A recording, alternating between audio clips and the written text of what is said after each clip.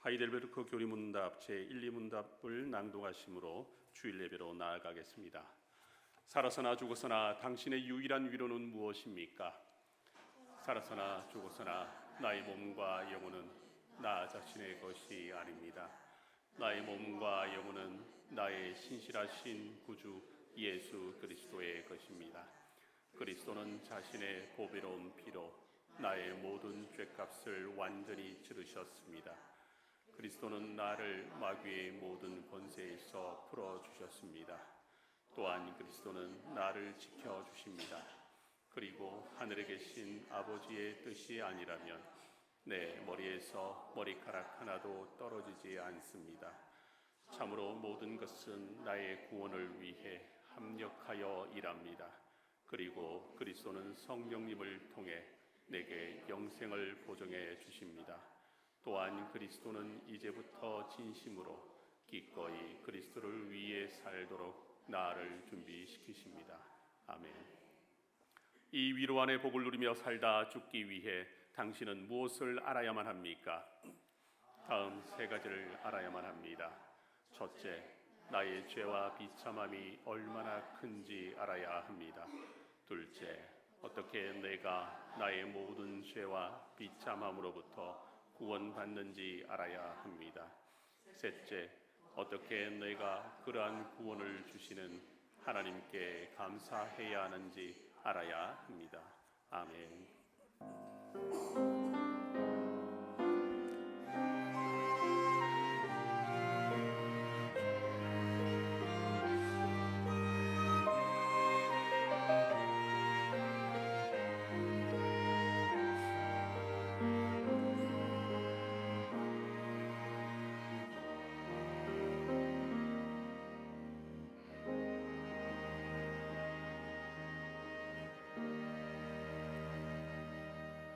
내가 또 보고 들음에 보좌와 생물들과 장로들을 둘러선 많은 천사의 음성이 있으니 그 수가 만만이요 천천이라.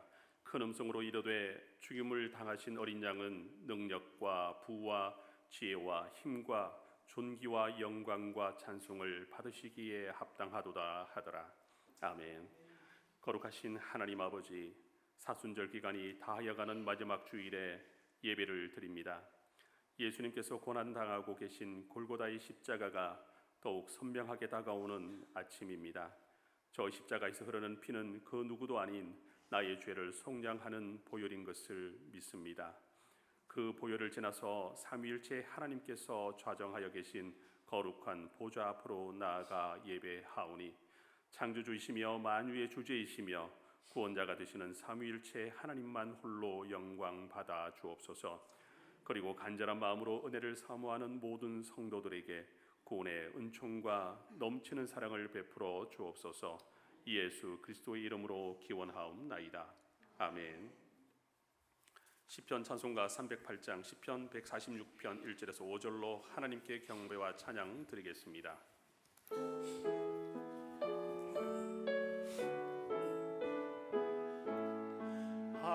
할렐루야.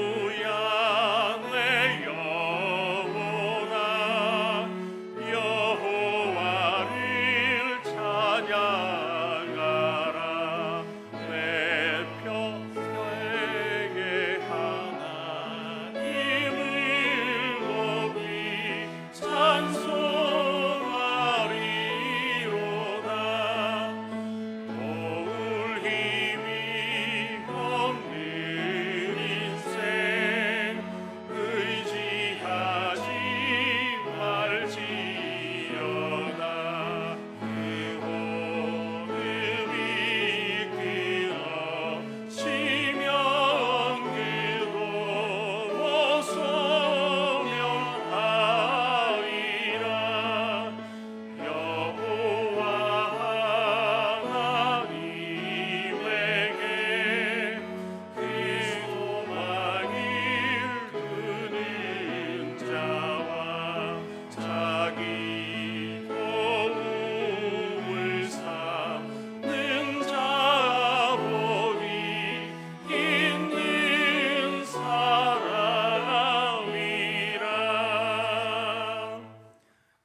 지혜하신 경우로 우리의 신앙을 하나님과 사람 앞에 고백하겠습니다.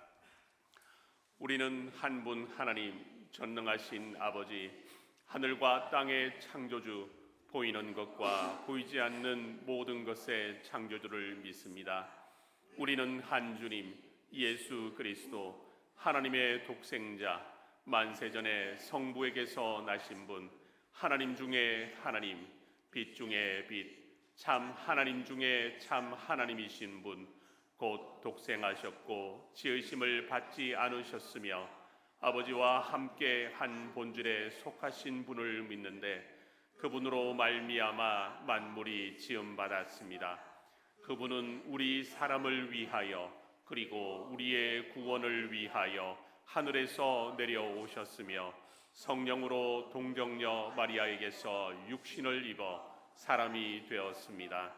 그분은 우리를 위하여 본디오 빌라도 치하에서 십자가에 못 박히시고 고난 받으시고 장사되시고 사흘 만에 성경대로 부활하시고 하늘에 오르셨으며 그리고 아버지 하나님의 우편에 앉아 계시고 산자와 죽은 자를 심판하시려 영광 중에 다시 오실 것이며 그분의 왕국은 영원할 것입니다. 그리고 우리는 성령님, 생명의 주이시며 생명을 주시는 분, 성부와 성자로부터 나오시고 성부와 성자와 함께 경배와 영광을 받으시며 선지자들을 통하여 말씀하신 분을 믿습니다. 하나의 거룩한 보편적이고 사도적인 교회를 믿습니다. 우리는 죄의 용서를 위한 한 세례를 인정하며 죽은 자들의 부활과 오는 세상의 생명을 고대합니다. 아멘. 하나님께서 우리에게 주신 언약의 말씀 10계명을 다 함께 교독하겠습니다. 나는 너를 애굽 땅 종되었던 집에서 인도하여 낸 내 하나님 여호와니라. 나 외에는 다른 신들을 내게 두지 말지니라. 우리는 주님보다 다른 것을 더 좋아하고 사람들을 더 사랑했습니다. 너는 자기를 위하여 새긴 우상을 만들지 말고 위로 하늘에 있는 것이나 아래로 땅에 있는 것이나 땅 및 물속에 있는 것에 어떤 형상도 만들지 말며 그것들에게 절하지 말며 그것들을 섬기지 말라. 나 내 하나님 여호와는 질투하는 하나님인즉 나를 미워하는 자의 죄를 갚되 아버지로부터 아들에게로 3, 4대까지 이르게 하거니와 나를 사랑하고 내 계명을 지키는 자에게는 천대까지 은혜를 베푸느니라. 우리는 말씀을 따라서 주님을 섬기지 못하였고 헛된 형상을 만드는 것처럼 우리의 하나님을 만들어 우리 자신을 위하는 합당하지 않은 예배를 드렸습니다. 너는 내 하나님 여호와의 이름을 망령되이 일컫지 말라. 나 여호와는 내 이름을 망령되이 일컫는 자를 죄 없는 줄로 인정하지 아니하리라. 우리는 주님의 이름을 때로 가볍게 여겼고 거룩히 여기지 못했습니다. 그리고 우리의 말과 행동으로 주님의 이름을 부끄럽게 했습니다. 내 하나님 여호와가 내게 명령한 대로 안식일을 지켜 거룩하게 하라. 엿새 동안은 힘써 내 모든 일을 행할 것이나 일곱째 날은 내 하나님 여호와의 안식일인즉 너나 내 아들이나 내 딸이나 내 남종이나 내 여종이나 내 소나 내 나귀나 내 모든 가축이나 내 문 안에 유하는 객이라도 아무 일도 하지 못하게 하고 내 남종이나 내 여종에게 너같이 안식하게 할지니라. 너는 기억하라. 내가 애굽 땅에서 종이 되었더니 내 하나님 여호와가 강한 손과 편팔로 거기서 너를 인도하여 내었나니 그러므로 내 하나님 여호와가 내게 명령하여 안식일을 지키라 하였느니라.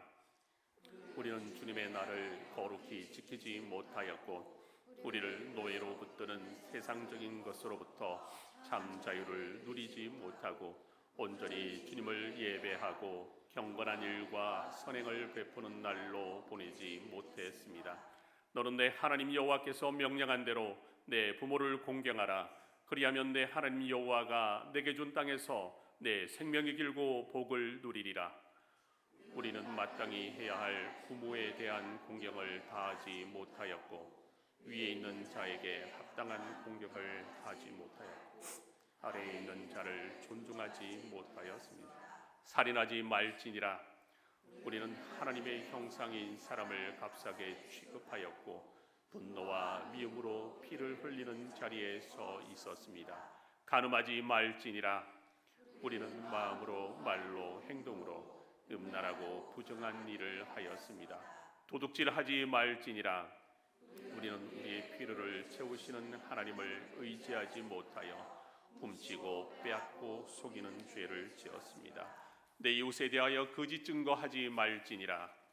우리는 거짓말로 하나님께 신실하지 못하였고 이웃을 해쳤습니다. 내 이웃의 아내를 탐내지 말지니라. 내 이웃의 집이나 그의 밭이나 그의 남종이나 그의 여종이나 그의 소나 그의 나귀나 내 이웃의 모든 소유를 탐내지 말지니라. 우리는 불만과 질투와 욕정으로 탐심을 키우는 죄를 지었습니다. 아멘. 찬송가 360장으로 하나님께 찬양 올려드리겠습니다.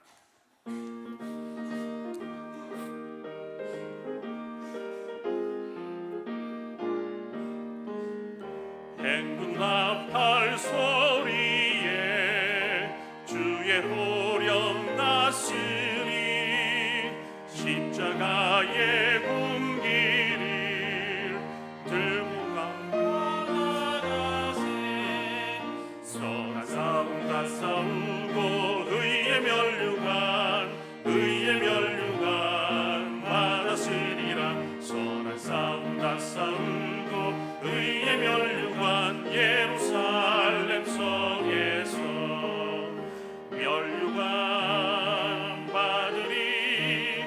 조용한 강 건너 우리 싸움 마치는 날 의의 면류관 예루살렘 성에서 악한 마귀 권세를 모두 깨쳐버리고 승리하신 주님과 승전가를 부르세. 선한 싸움 다 싸우고 의의 면류관 받았으리라. 선한 싸움 다 싸우고 의의 면류관 예루살렘 성에서 면류관 받으리. 조용한 강 건너 우리 싸움 마치는 날 의의 면류관 예루살렘 성에서 달려갈 길 다 가고 싸움 모두 마친 후 주와 함께 기쁨을 용사들 하누리세. 선한 싸움 다 싸우고 의의 면류관 받았으리라. 선한 싸움 다 싸우고 의의 면류관 예루살렘 성에서 면류관 받으리. 조용한 강 건너 우리 싸움 마치는 날 의의 면류관 예루살렘 성에서.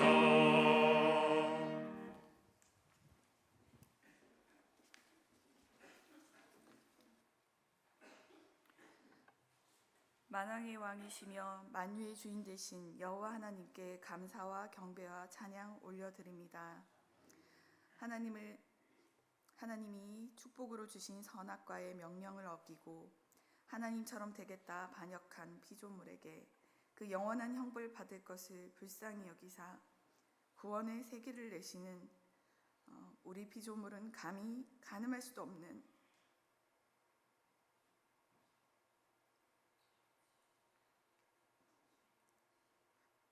창조주 하나님의 사랑에 엎드려 감사드립니다. 우리를 불쌍히 여기셔서 해결할 수 없는 죄의 문제를 십자가에 달리심으로 승리하셨는데 우리의 눈은 아직도 땅을 바라보며 구원의 십자가를 쳐다보지 않음을 용서하여 주시옵소서. 인생들이 복받기를 원하시는 아버지 하나님, 우리에게 믿음을 허락하여 주시옵소서. 알고서 믿는 당연한 일이 아닌 믿음으로 진리를 알게 되는 기적을 체득하게 하여 주시옵소서. 그리하여 주의 자녀로 사는 기쁨을 경험하게 하시고 성령 충만한 인생이 되어서 주의 성전을 사모하게 하여 주시옵소서. 대한민국을 주의 섭리 가운데 보호하여 주시옵소서. 극단으로 치닫는 분열과 갈등으로부터 회복되게 하시며 선한 위정자들을 세워주셔서 나라를 안정시키는 일에 힘쓰게 하시옵소서. 산불로 인하여 피해를 입은 백성들을 위로하여 주시옵소서. 우리로 사고에 관한 경각심을 갖게 하시며 모든 피해 복구들이 각 기관마다 조직적으로 협력하여서 빠르게 회복될 수 있도록 실무진에게 지혜와 능력을 주시옵소서. 장생포교회를 사랑하시는 아버지, 주께서 이곳에 임재하여 주셔서 우리의 예배를 받으시는 줄 믿습니다. 성결한 제사로 드려지기를 원하오니 주 앞에 경배하는 모든 머리 위에 안수하사 감사로 올려드리는 성도의 찬양을 기쁘게 받아 주시옵소서.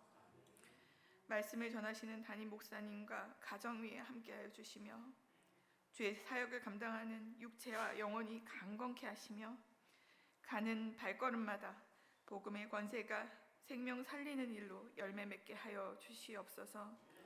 양떼들이 꼴을 먹고 건강하게 성장하여 갈 때 목자에게 상급을 허락하사 이 땅에서 또한 부족함 없이 채우시며 평안케 하여 주시옵소서. 오늘도 몸이 아프셔서 예배의 자리에 함께하지 못하는 우리 성도들을 위로하시며 회복의 영과 평안한 마음 주셔서 고난 가운데서도 이 땅에서의 삶이 감사와 찬송으로 올려드리며 만일 그리 아니하실지라도 하나님의 주권과 섭리를 인정하는 참 겸손한 피조물된 성도로 사는 우리 장생포 교인 되게 하여 주시옵소서. 오늘도 역사하시는 하나님을 의지하오니 십자가의 사역을 신실하게 이루시는 하나님께서 그 정하신 때에 행하심을 믿으며 우리의 모든 기도 제목, 특별히 가족 구원을 위해 부르짖게 하사 모든 일이 하나님 손에 있음을 기다리며 소망하게 하여 주시옵소서. 예배의 시작과 끝까지 함께 하심을 감사드립니다. 모든 말씀을 예수님의 이름으로 기도드립니다. 아멘.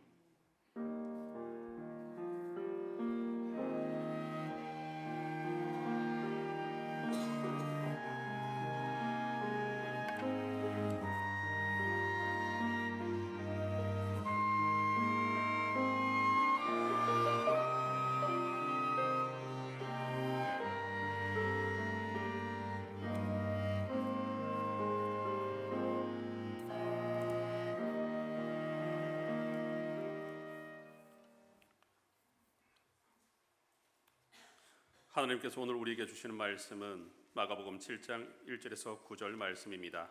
한 절씩 교독 후 마지막 절은 합독하겠습니다. 바리새인들과 또 서기관 중 몇이 예루살렘에서 와서 예수께 모여 들었다가 부정한 손으로 또 씻지 아니한 손으로 떡 먹는 것을 보았더라. 바리새인들과 모든 유대인들은 장로들의 전통을 지켜 손을 잘 씻지 않고서는 음식을 먹지 아니하며 또 시장에서 돌아와서도 물을 뿌리지 않고서는 먹지 아니하며 그 외에도 여러 가지를 지켜 오는 것이 있으니 잔과 주발과 놋그릇을 씻어이르라. 이에 바리새인들과 서기관들이 예수께 묻되 어찌하여 당신의 제자들은 장로들의 전통을 준행하지 아니하고 부정한 손으로 떡을 먹나이까? 이르시되 이사야가 너희 외식하는 자에 대하여 잘 예언하였도다.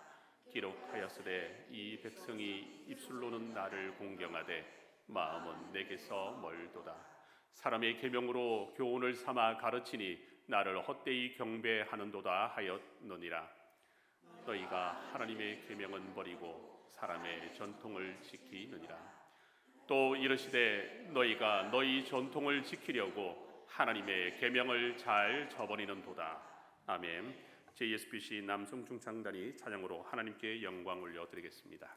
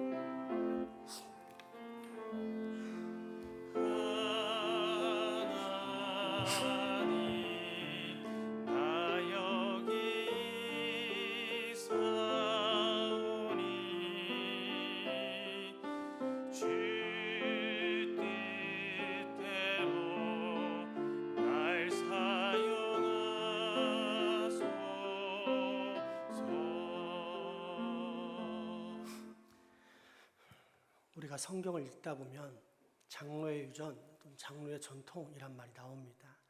그러면 그 말이 무슨 말인지 모르지만 그냥 두루뭉술하게 뭐 그런 게 있겠지 하면서 넘어가는 것을 볼 수가 있습니다.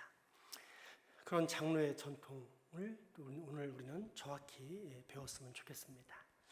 장로의 전통 또는 장로의 유전을 한마디로 말하면 불문율의 세부 규칙입니다. 우리나라식으로 표현하자면 어른에게 인사할 때 혹 모자를 쓰고 있다면 얼른 모자를 벗고 인사하는 것이 불문율입니다. 이는 옛 어른들에 의해 오랫동안 형성된 당연한 문화인데 이처럼 마땅히 지켜야 할 상식이나 규칙 같은 불문율을 장로의 유전이라고 합니다. 정교일치, 정치와 종교가 하나인 이스라엘에서는 특별히 이 장로의 유전이 강했는데 이 장로의 유전은 모두 성문화된 율법, 즉 문서로 기록된 성경을 해석하는 과정에서 나온 규정들입니다. 모세오경을 해석하거나 새로운 상황에 적용시켜서 만든 각종 불문율로서 문서에 기록되지 않고 대부분 입에서 입으로 전해지는 구전으로 전해져 내려오는 것들이었습니다.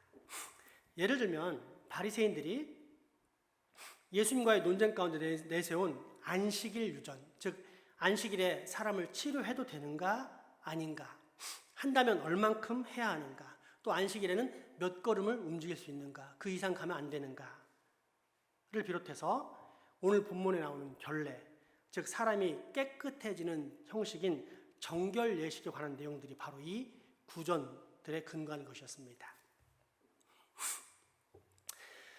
이러한 장로의 유전은 포로 시대 이후에 생겨난 랍비라고 불리는 일련의 서기관 학파에 의해서 본격적으로 발생합니다. 물론 그 이전에도 율법에 대한 해석서인 미드라슈가 있었지만 특별히 바벨론 포로로 갔다가 돌아온 에스라 느헤미야 시대 이후에 우리가 왜 하나님의 택한 선민으로서 이방에게 멸망당했는가? 하나님의 말씀을 가까이 하지 않았기 때문이다. 그러므로 이제는 하나님의 말씀을 가까이 하자면서 일련의 종교개혁 운동들과 더불어서 율법을 활발하게 연구하는 활동들이 일어났는데 바로 이때 수많은 구전 율법들이 발생했습니다. 이 구전에는 유대인의 종교적, 도덕적, 사회적 생활 전반과 관계된 규정들로 모인 것인 미슈나와 그 미슈나에 부족한 내용을 첨가한 것인 게마라가 있습니다. 이러한 자료들이 AD 200년, 그러니까 예수님 오시고 나서 200년 경부터 문자화되기 시작해서 AD 800년경에 가서는 하나로 집대성되어 탈무드의 형태로 만들어지게 됩니다. 때문에 AD 30년경인 예수님 때는 아직 구전, 입에서 입으로만 전하는 율법으로만 존재했는데 문제는 주 객이 전도되어서 장로의 유전이 성경보다 훨씬 더 높은 권위를 가지게 되었다는 사실입니다. 그러면 여기서 다시 한번 점검해 봅시다. 장로의 유전이란 무엇입니까? 성경을 우리의 삶에 구체적으로 과연 어떻게 적용할 것인가를 연구하는 분야였습니다. 그런데 어느 순간부터 이 장로의 유전이 변질되어서 성경의 권위를 능가하면서 성경보다 더 중요하게 취급됩니다. 그들 사이에 유포된 속언이 그 증거인데 다음과 같이 그들은 말했습니다. 모세의 율법, 성경, 모세오경은 물과 같고 미시나는 포도주와 같으며 게마라는 히포크라스, 온갖 향료를 넣은 가장 귀히 여기던 음료와 같다. 바로 이 장로의 유전을 예수님께서 맞닥뜨리신 것이요 때문에 생명의 말씀, 성경 그 자체이신 예수님은 장로의 유전을 철저히 무시할 수밖에 없었습니다. 그 이유는 먼저 형식에 치우쳐 본질을 상실하는 죄악을 유발하기 때문입니다. 유대인의 결례, 정결 예식은 거룩에 대한 의식에서 출발했습니다. 이스라엘 사람들은 하나님으로부터 특별히 선택받은 선민이요. 따라서 이 세상 사람들과 똑같이 행동하지 않고 다른 것이 있어야만 한다는 의식이 강했습니다. 게다가 레위기에는 정결한 것과 부정한 것을 나누면서 늘 정결하게 하도록 하는 정결 예식이 분명히 기록되어 있습니다. 이를 기반으로 추리한 결과 부정한 것에 접촉했을 가능성이 가장 높은 것이 이 손이었고, 따라서 늘 손을 깨끗하게 하는 것이 종교적으로 매우 중요했습니다. 달리 말하자면 위생적으로 깨끗해지는 것은 별로 중요하지 않았고 종교적인 정결이 중요했습니다. 실제로 유대인들은 정결하기 위해서 손을 씻는 행위가 우리가 손을 씻는 방법과 다릅니다. 우리는 비누를 묻혀서 깨끗하게 씻지만 물이 없는 그곳에서는 그렇게 할 만한 여유도 없고, 그래서 비누로 씻는 것이 아니라 겨우 한 컵 정도 되는 물을 팔뚝 근처에 뿌려서 온 손가락이 다 씻어지게 하는 그런 예식을 취합니다. 세례를 생각하면 쉽습니다. 머리 위에다가 약간의 물을 촉촉히 적시면서 세례를 주면 그것이 거듭남, 다시 태어났다는 것을 상징하듯이 더러워진 손에 물이 흘러 들어감으로 스스로 깨끗해졌다라고 생각하는 것이 이 정결 예식, 결례입니다. 그런데 이것은 본질적으로 성경이 말하는 결례와는 전혀 다른 방향입니다. 레위기 17장의 대표적인 예인데 거룩한 하나님의 백성은 절대 피를 먹지 말라는 말씀이 나옵니다. 물론 피 속에는 하나님이 생명을 창조하시고 유지시키시는 생명이 있기 때문에 먼저 생명 윤리적인 차원에서 피의 섭취를 금하십니다. 그러나 의학적인 차원, 곧 하나님은 언제나 우리 인간의 건강을 걱정하시고 염려하시는 분이라는 차원에서도 이유가 있습니다.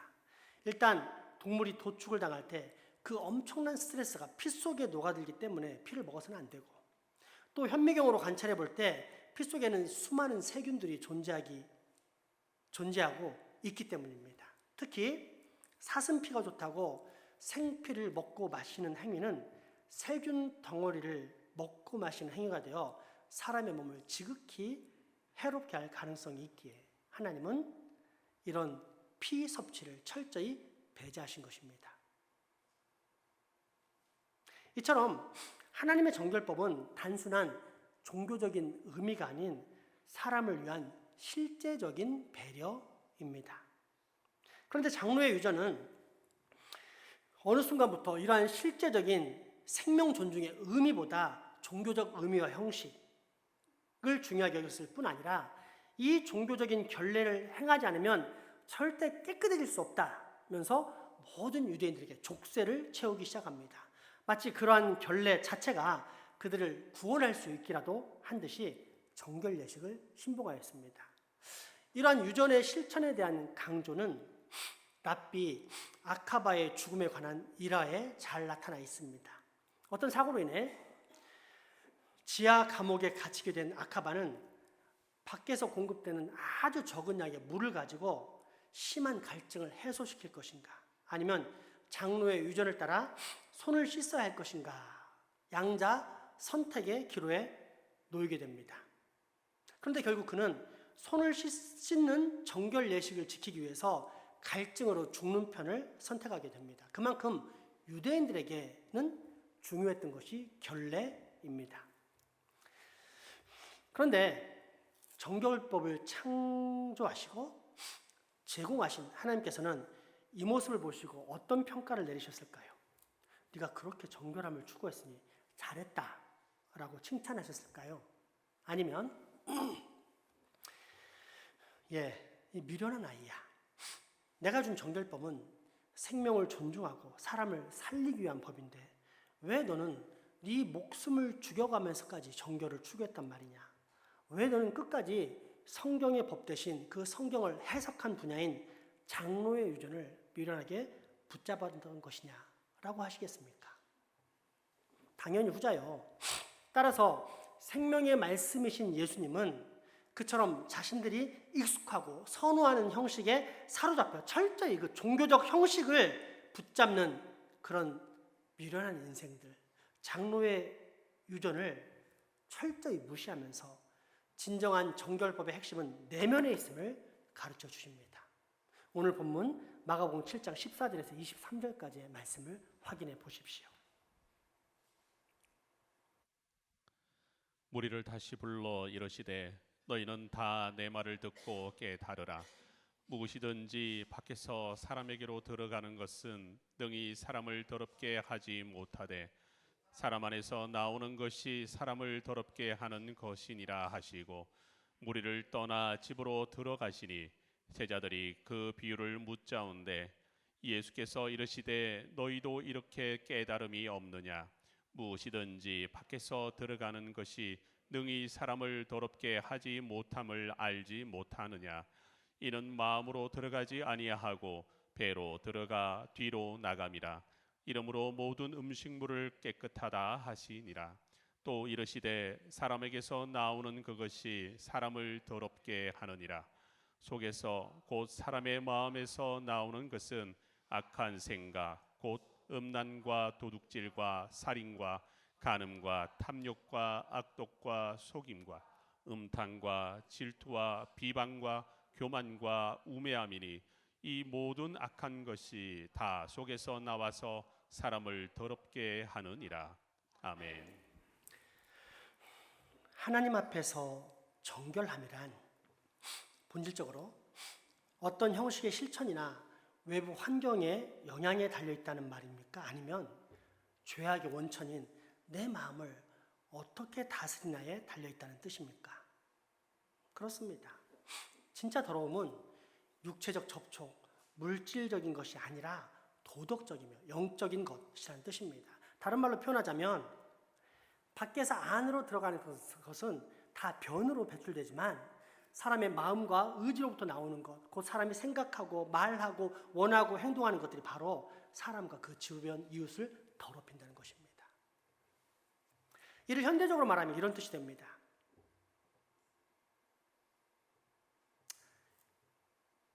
주일이면 우리 모두는 하나님의 명령을 따라 교회에 나와 예배를 드립니다. 세상 사람들과는 분명히 구별된 거룩한 모습입니다. 문제는 그렇게 나와 예배하는 육체는 분명히 거룩한 형식을 갖췄는데 과연 우리들의 마음도 그러한가 하는 것입니다. 예배 시간에 진정으로 하나님께 집중하면서 경배하고 있는가, 아니면 나만의 상상의 나래를 펼치거나, 아니면 내가 원하는 편리한 방식을 따라 이 한 시간을 겨우겨우 때우고 있는가 하는 것입니다. 이처럼 주님은 정결함의 기준이 장로의 유전적인 형식에 있는 것이 아니라 바로 이 마음에 있다고 정확히 가르쳐 주신 것입니다. 그런데 장로의 유전에 매인 바리새인과 서기관들은 그런 예수님을 무시하고 배척합니다. 이런 일이 우리에게는 없을까요? 우리에게도 한때 일어났던 일을 알 수 있습니다. 니케아 신경은 사도신경과 달리 훨씬 더 우리의 신앙을 정확하고 확실하게 고백할 수 있는 우리 신앙의 고백입니다. 마치 사람들이 나를 누구로 하느냐, 더러는 세례요한, 더러는 엘리야, 또는 선지자 중에 하나입니다 라고 애매모호하게 답변할 때 사도 베드로가 주는 그리스도시요 살아계신 하나님의 아들입니다 라고 정확히 고백함으로 예수님을 기쁘시게 했던 것처럼 하나님께서는 우리가 날마다 신앙 고백을 정확히 하기 원합니다. 그래서 우리는 사도신경도 좋지만 그보다 훨씬 더 정확하게 우리의 신앙을 하나님과 사람 앞에서 고백할 수 있는 니케아 신경을 도입해서 사용하고 있습니다. 문제는 왜 다른 교회는 안 하는데 우리 교회는 이것을 하느냐, 왜 내가 그동안 익숙하지 않은 그런 거를 왜 도입하면 하냐 하면서 지금도 거부하고 있는 사람들이 있다는 뜻입니다. 우리가 왜 예수님 시대에 그 사람들은 그 하나님의 아들 예수 그리스도를 알아보지 못하고 장로의 유전에 붙잡혀서 예수를 공격했느냐 하지만 그게 바로 우리 자신.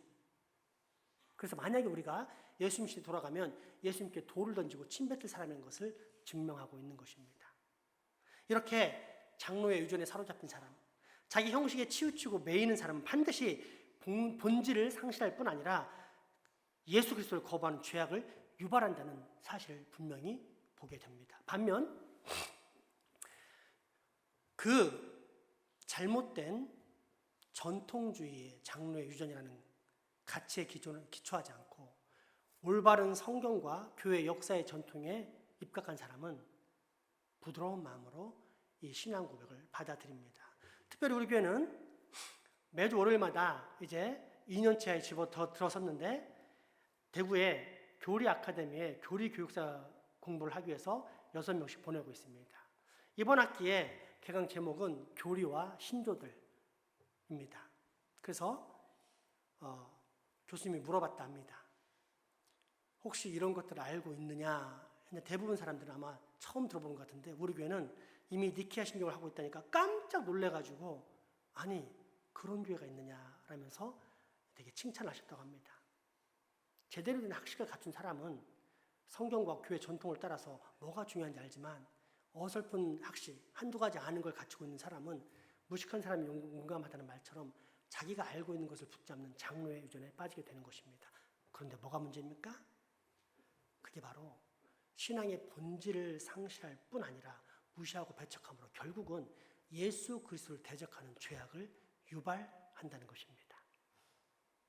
또한 장로의 유전은 가치관이 뒤바뀜으로써 찾아오는 이기적인 죄악을 유발합니다. 장로의 유전을 붙잡는 사람은 알곡보다 껍데기를 중요하게 여기는 사람입니다. 이런 사람에게 정상적인 가치관을 기대할 수 있을까요?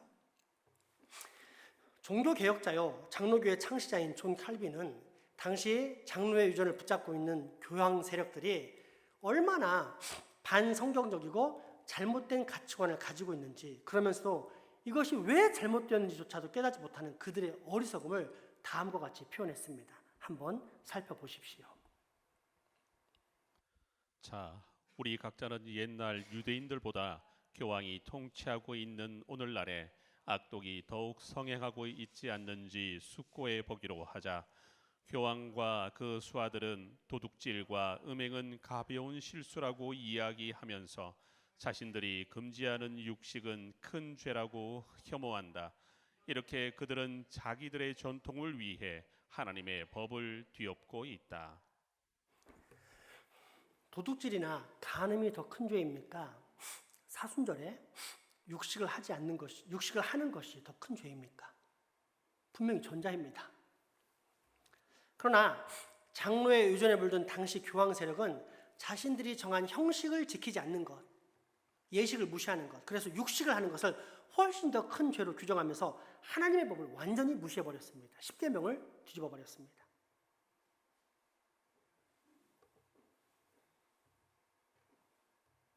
때문에 주님은 이처럼 가치관의 전복이 일어나는 장로의 유전, 전통주의의 죄악을 고르반을 통해서 분명히 지적해 주십니다. 고르반이란 하나님 앞에 드리는 예물이라는 뜻입니다.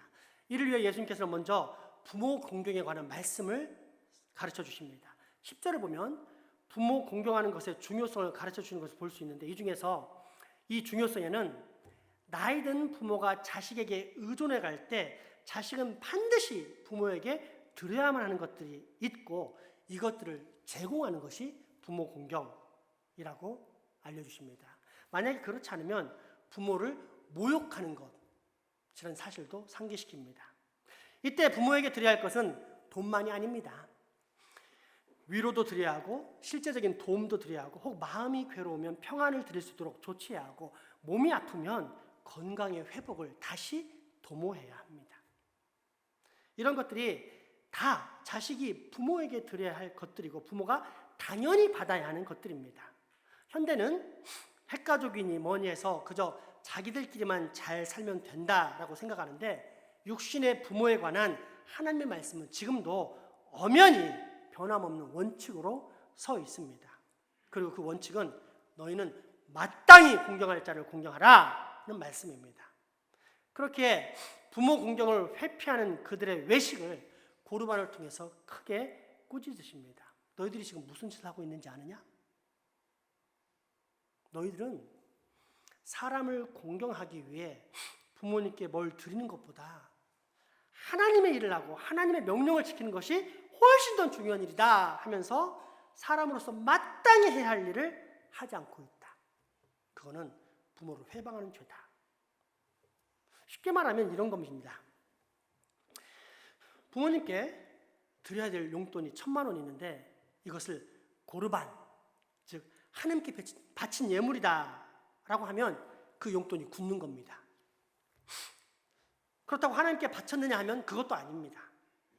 고르반 하면서 한마디 하면 당연히 한마디 하면서 당연히 나가야 될 지출을 멈춘 것인데, 이 사실을 알게 된 그 유대인 부모님들은 더 이상 그 용돈에 대해서 어떤 권리도 요구할 수 없게 됩니다. 감히 하나님께 바친 헌금을 달라고 할 수 없기 때문입니다. 그런데 더 큰 문제는 이 다음입니다. 정상적인 자식이라면, 그래서 끊임없이 하나님의 말씀이 관통하고 있다면 뉘우치게 됩니다. 무엇보다 하나님의 말씀이 성경을 통해 내가 잘못했구나 라는 깨달음 얻고 돌이키려 합니다. 그래서 안 되겠다, 고르반 되었지만 우리 아버지 어머니께서 저렇게 고생하시는데 내가 다시 드려야겠다라고 해서 다시 부모님께 돌려드리려고 합니다. 이때 서운한 것들은 반드시 서기관에게 물어야 하기 때문에 서기관을 찾아 알립니다. 그때 내가 고르반을 드렸는데 우리 형편을 보니까 다시 부모님을 잘 모신데 이 돈을 써야 되겠습니다. 고르반을 했지만 실제 성전에 갖다 바친 것은 아니요, 그냥 말만 한 것 뿐이기에 아직도 자기 재산이요, 또 자기 마음대로 할 수 있는 상태이기 때문입니다. 그러나 서기관들은 이를 허락하지 않으면서 다음과 같이 답변합니다. 한번 읽어볼까요? 우리 장로들의 요전에 그런 경우에는 먼저 드려야 할 대상 외에는 다시 드리지 못하게 되어 있습니다. 그러므로 이미 고르반 한 것을 당신 부모님께 드리는 것은 불가합니다. 이 법규는 다른 데 효과는 없습니다. 오직 주려고 하는 대상한테 안 주는 효과만 있을 뿐입니다. 한마디로 부모님을 마땅히 공경해야 한다는 성경의 핵심을 서기관들이 붙잡고 있는 장로의 유전이 강력하게 차단하고 있는 것입니다. 이어지는 11절에 나오는 너희는 이란 단어를 잘 살펴보면 알겠지만, 이때 너희란 뉘우치고 있는 자식이 아니라 서기관들을 가리키는 것으로서 12절에 이르면 결국 서기관들이 허락하지 않는다 하는 뜻입니다. 마가복음 7장 10절 13절 한번 살펴보겠습니다. 모세는 내 부모를 공경하라 하고 또 아버지나 어머니를 모욕하는 자는 죽임을 당하리라 하였거늘, 너희는 이르되 사람이 아버지에게나 어머니에게나 말하기를 내가 드려 유익하게 할 것이 고르반 곧 하나님께 드림이 되었다고 하기만 하면 그만이라 하고, 자기 아버지나 어머니에게 다시 아무것도 하여 드리기를 허락하지 아니하여 너희가 전한 전통으로 하나님의 말씀을 폐하며 또 이 같은 일을 많이 행하느니라 하시고. 아멘. 똑같습니다.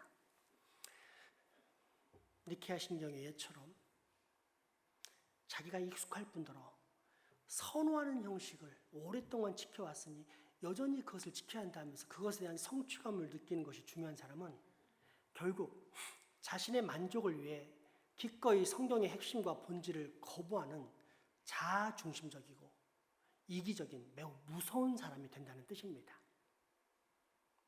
이를 달리 말하면 하나님의 교회 그 자체이자 하나님께서 허락하신 이 교회에 다니면서 예배와 교육과 교제와 봉사와 선교라는 교회의 기본적인 사명을 감당하지 못할 때, 그리고 자기 멋대로 신앙생활을 해나갈 때 그 최후는 너무도 무서운 결말을 맞게 된다는 뜻입니다. 어떤 결말입니까? 하나님을 예배한다 하면서 실상은 자기 자신을 위한 하나님 금송아지를 만들어 섬기는 우상 숭배에 빠지게 되는 것입니다. 가치관이 전복되는 죄악. 그러면서도 평생 자신이 정상이라고 착각하며 살다가 결국 영원한 사망의 심판 속에 들어가는 비참한 저주입니다. 그러니 본질을 잃어버린 외식, 성경의 전통보다 교회의 전통주의를 고수하는 장로의 유전이란 얼마나 끔찍하고 무서운 죄악인지를 쉽게 짐작할 수 있습니다. 고위 관료와 기업가 중 수많은 사람들이 턱시도와 드레스를 멋지게 차려입고 일주일간 연애를 합니다. 그런데 어느 순간 보니 소박하다 못해 다소 초라해 보이는 듯한 노인이 등장합니다. 아무도 그에게 눈길을 주지 않았을 뿐 아니라 간간히 찌푸린 눈길을 보내는 사람도 있습니다. 그렇게 하루의 잔치는 끝났고 다음 날 또다시 정책에 수많은 인사들의 교류가 한창일 때였습니다.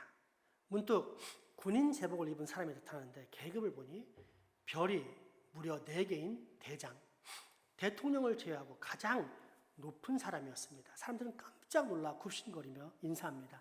대장님 환영합니다. 어서 오십시오. 저는 이번에 군대 비행기를 납품하려고 하는 국제 비행기 회사의 대표입니다. 어이구, 대장님 오셨습니까? 배고프실 텐데 이 환상적인 케이크 맛 좀 보십시오. 저는 이번에 신형 탱크를 제작 공급하려는 무적 탱크 회사의 대표입니다. 대장님, 이 최고급 샴페인 맛 좀 보십시오. 저희 회사는 뛰어난 성능의 미사일을 납품하고 있는 번개 방산업체입니다. 이때 대장이 웃으며 그들의 인사를 받는가 싶더니 깜짝 놀랄 만한 일을 합니다. 케이크를 자신의 호주머니에 넣더니 샴페인 역시 자신의 호주머니에 붓는 것입니다. 그러면서 말합니다. 얘야, 많이 마셔라. 어제는 아무도 나를 반기지 않더니 오늘은 이렇게 환영하는 것을 볼 때 사람들이 반기는 주인공은 나라는 사람이 아닌 내가 입고 있는 옷인 너 같구나. 자, 어서 많이 먹고 마셔라. 순간 민망함에 그곳에 모인 많은 사람들의 얼굴이 벌겋게 달아오릅니다. 정말 중요한 것은 껍질이 아닌 내용, 즉 그 껍질을 입기까지의 훈련과 인내와 지혜와 절제를 보인 인격과 실력의 사람인데 그런 실력자 대신 껍데기로만 평가했던 한심한 수준의 자기 눈을 탓하면서 말합니다. 오늘 본문은 그처럼 알맹이와 본질은 상실한 채 껍데기, 곧 자신에게 익숙하고 좋아하는 형식에만 치중하는 사람들을 꾸짖으시는 우리 주님의 말씀. 그래서 장로의 유전을 폐하시는 하나님의 말씀입니다. 오늘 본문 마가복음 7장 5절에서 9절까지 말씀입니다. 이에 바리새인들과 서기관들이 예수께 묻되 어찌하여 당신의 제자들은 장로들의 전통을 준행하지 아니하고 부정한 손으로 떡을 먹나이까? 이르시되 이사야가 너희 외식하는 자에 대하여 잘 예언하였도다. 기록하였으되 이 백성이 입술로는 나를 공경하되 마음은 내게서 멀도다. 사람의 계명으로 교훈을 삼아 가르치니 나를 헛되이 경배하는도다 하였느니라. 너희가 하나님의 계명을 버리고 사람의 전통을 지키느니라. 또 이르시되 너희가 너희 전통을 지키려고 하나님의 계명을 잘 저버리는도다. 아멘. 그러므로 여러분, 어리석은 장로의 전통은 이제 폐하십시오. 그냥 버리십시오. 예수님께서 지적하신 나를 위한 종교, 내가 익숙하고 선호되는 그런 형식주의에 매이는 죄악은 탈피하십시오. 대신 성경의 핵심과 본질을 알고 그 말씀에 따라 늘 자신의 마음을 거룩하고 아름답게 다스려가는 진정한 정결의 삶을 살아가십시오. 이것이 바로 정결법의 핵심, 곧 하나님께서 인정하시는 정결한 그리스도인의 모습입니다. 기도합시다. 거룩과 정결의 하나님, 오늘 우리로 말씀을 통해 진정한 정결의 기준인 마음을 돌아보게 하시니 감사합니다. 바라옵기는 장차 후로는 우리가 겉으로는 겸손한 척하나 내면에서는 온갖 죄악과 정욕의 악취가 넘치나는 외식에 미련한 장로의 유전을 버리게 하시고 대신 성경의 핵심과 본질에 기초하여 내 마음을 늘 거룩으로 다스리는 진정한 정결을 꼭 갖추게 하여 주옵소서. 예수님의 이름으로 기도합니다. 아멘. 헌금하시겠습니다.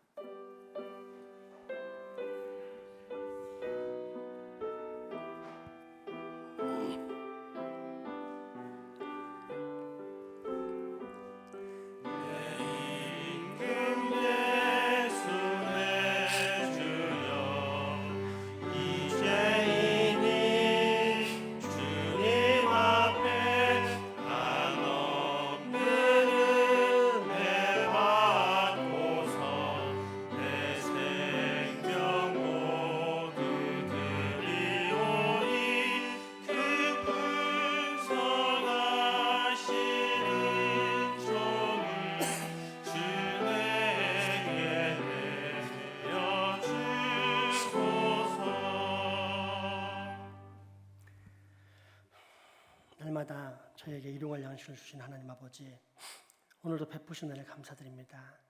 특별히 저희로 하여금 육신의 것, 세상의 것만을 생각하지 않게 하시고 영원한 가치에 소망을 두게 하신 아버지의 은혜와 능력에도 경배와 찬양 올려드립니다. 그러므로 이제 우리는 영원히 썩지 않을 양식을 위해 일하기 소망합니다. 이 땅 위의 소유를 영원한 보물로 바꾸는 지혜로운 삶을 살기 소망합니다. 지금 그렇게 살게 하시고, 또한 오늘 예물 드린 모든 주의 백성들에게도 복내려 주사 영육 경제적으로 풍성한 체험을 경험하게 하여 주옵소서. 우리 가족이지만 병환으로 예배에 함께하지 못하는 소중한 환우들, 직장 사업, 유학, 국방의 업무 등으로 타지에 나가 수고하는 교우들에게도 동일한 은혜를 주시며, 무엇보다 이 지역사회 장생포와 울산에 우리 교회가 선명한 구원의 등대가 되어서 수많은 영혼들을 꼭 복음으로 살려내는 역사를 일으키게 하여 주시옵소서. 예수님 이름으로 기도합니다. 아멘.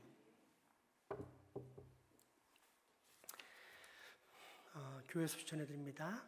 오늘 첫째 주이기 때문에 생일 축하가 있습니다. 예배 마치자마자 교회 식당 만나올로 내려가셔서 생일 축하 있겠습니다. 다음 주 오후에는 제가 남선교회 헌신예배, 동구에 있는 세계비전교회 남선교회 헌신예배 인도차 나갑니다. 오늘 세 가족이 왔습니다. 우리 이은호 학생의 친구인데 같은 아파트 살고 야음중 3학년입니다. 아마 전학을 오면서 집을 일로 온 것 같습니다. 박세별 학생입니다. 박세별 잠깐 일어나 볼래요? 네, 잘 왔어요. 우리 축복의 찬양 한번 할까요? 하나님께서 세별을 통해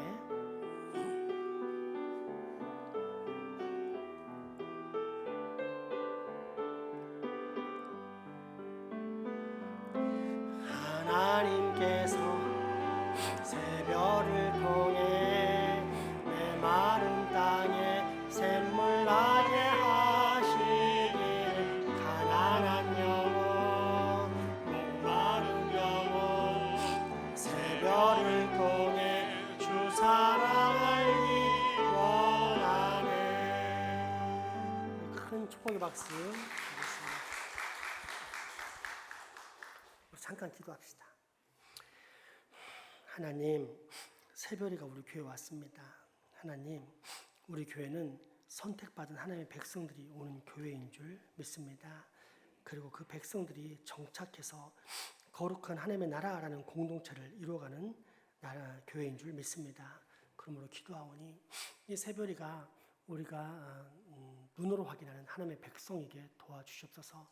하나님의 선택한 자녀에게 확인하는 복을 꼭 얻게 하여 주시옵소서. 세별이를 괴롭히는 모든 악한 영들, 믿음을 갖지 못하게 만드는 악한 영들, 세별이를 붙잡고 있는 악한 영들을 주께서 꾸짖어 주시옵고, 세별이가 이곳에서 예수 그리스도를 구주로 만나 언행 심사가 바뀌는 역사, 그 성향이 죄악에서 거룩으로 돌이키는 너무도 기쁘고 감사한 역사가 우리 세별이와 우리 교회에 꼭 일어날 수 있게 하여 주시옵소서. 그래서 우리 세별이가 하나님 나라의 백성으로서 거룩한 하나님 나라를 이루어가면서 많은 영혼들을 구원하는 또 다른 영혼의 등대가 되길 소망하며 예수님 이름으로 기도합니다. 아멘. 우리 마지막 찬양 드리겠습니다.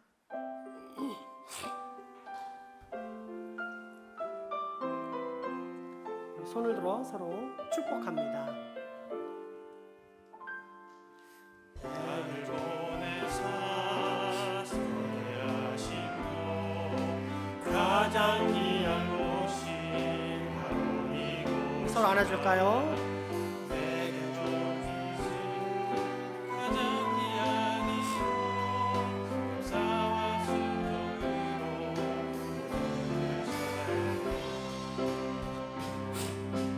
나를 보내사 소개하시고 가장 귀한 곳이 바로 이곳이라 내게 주신 방송실 자막역 귀한이고 감사와 순종으로 오늘을 살리라 나의 일상을 통해 하나님께 영광을 나의 일상을 통해 생명의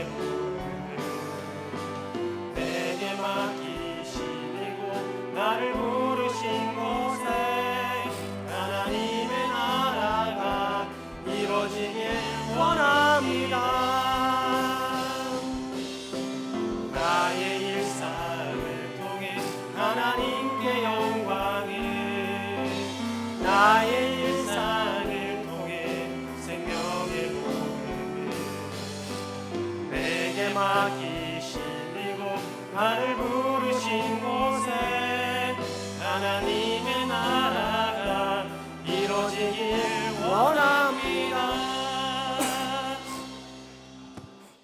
우리 주 예수 그리스도의 은혜와 하나님의 크신 사랑과 성령님의 교통하심이 이제후로 잘못된 전통주의에 빠진 장로의 유전을 폐하시는 예수님의 명령을 따라 외식은 버리고 성경에 기초한 내적인 거룩, 마음의 새로움, 곧 진정한 거룩과 경건을 위해 내 평생의 시간을 들이며 살아가겠다 라며 다짐하고 결단하는 여기 모인 모든 주의 자녀들의 머리 위와 가정, 이웃 그리고 후손들에게 지금부터 영원토록 함께 하시기를 간절히 축원하옵나이다. 아멘.